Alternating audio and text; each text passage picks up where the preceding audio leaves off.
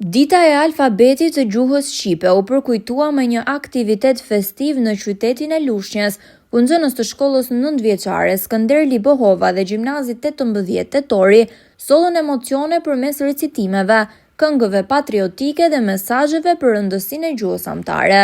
Aktiviteti u zhvillua në sallën e Muzeut Historik të qytetit dhe me moton "Një shkronjë, një histori", nën përkujdesin e mësueses së letërsisë Erida Skënderi, si dhe me mbështetjen e Bashkisë Lushnjë dhe Zyrës Arsimore. Të pranishëm ishin kryebashkiakja zonja Riselda Sefa, përfaqësues të institucioneve arsimore dhe drejtues shkollash. Në fjalën e saj, zonja Sefa vlerësoi këtë ditë simbolike, duke theksuar se sot shkronjat bashkojnë fjalët shqip dhe ndërtojnë të ardhmen e një kombi që di të kujtojë dhe të nderojë historinë. Aktiviteti përfundoi me zduar trokitjesh dhe emocionit të thellë të një salle të mbushur plot me nxënës, mësues dhe qytetar që i dhanë një hon kësaj dite të veçantë për identitetin kombëtar.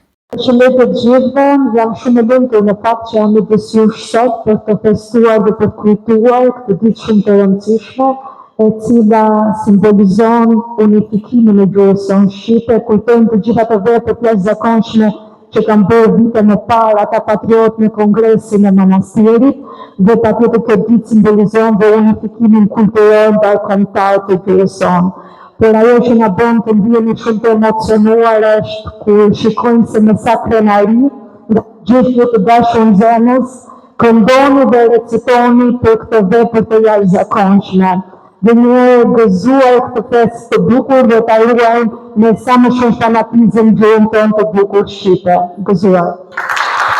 Gjatë aktivitetit, nxënësit sollën në skenë edhe pjesë të shkruara nga autor të njohur të letërsisë shqipe, duke përcjellë mesazhin se alfabeti është themeli i dijes dhe kulturës sonë. Simbolet e shkronjave të krijuara nga vetë nxënësit zbukuruan sallën dhe krijuan një atmosferë plot kuptim dhe krenari. Përmes këtyre aktiviteteve, jo vetëm kujtohet kongresi i manastirit, por edhe edukohen brezat e rinj mbi vlerën e gjuhës amtare.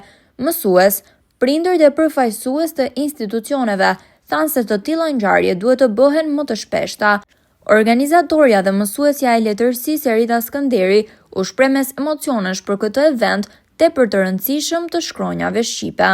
Shumë faleminderit që u bë pjesë e këtij aktiviteti, që me të vërtet në të një gëmë në histori, ku koncepti ishte që çdo gëmë flet për ndjenja, për histori, për emocione, për mbi të gjitha, për identitet kombëtar.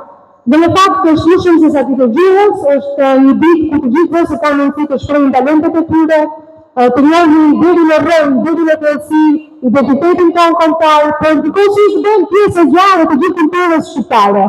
Faleminderit që u bë pjesë dhe dua të falenderoj patjetër piktorëve, Korin, më lejoni, dua një trokitje shumë të madhe për nxënësit e ju të talentuar, nxënësit e tyre në vjetëtorë, që në të vërtet, në të kulturën, talentin, seriozitetin e tyre, na bën gjithmonë që të ndihemi krenar për të frymëzuar për veprimtari kaq të bukura. 22 nëntori në Lushnjë u shndrua në një festë të madhe të shkronjave shqipe dhe identitetit kombëtar.